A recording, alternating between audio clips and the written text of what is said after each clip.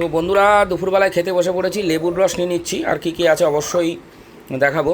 উফ, লেবুর রস দিয়ে নোটে শাক ভাজা, মানে রসুন দিয়ে ভাজা, সাথে আছে কাসুন্দি, ঠিক আছে। এই দিয়ে ভাত মেখে নিয়ে প্রথম বাইটটা দেবো, ঠিক আছে। তো আমাদের খাবার দাবার এরকমই হয়, কে কী ভাবেন জানি না। তো কোনো দিন খেয়ে দেখবেন নোটে শাক রসুন দিয়ে ভেজে, কাসুন্দি আর লেবুর রস দিয়ে মজা পেয়ে যাবেন। এইবার নিয়ে নিলাম ও কাঁচকলা দিয়ে দেশি শিঙি মাছ। আবার শিঙি মাছের পেটের থেকে বেরোবে দেখেন খাজানা, পেটে ডিম ভর্তি, এই দেখুন কালো ডিম, ঠিক আছে। এই হচ্ছে শিঙি মাছের ডিম, মজা আলাদা।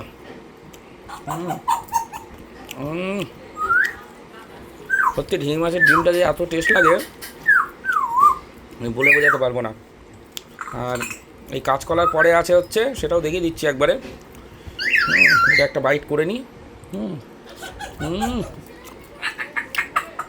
শান্তি। এরপরে আছে যে পটল চিংড়ি, যে এরকম টাইপের বড় বড় চিংড়ি আছে, আর শুধু পটল, এর মধ্যে কোনো আলু নেই, ঠিক আছে, কোনো আলু নেই, এটাতে পটল চিংড়ি।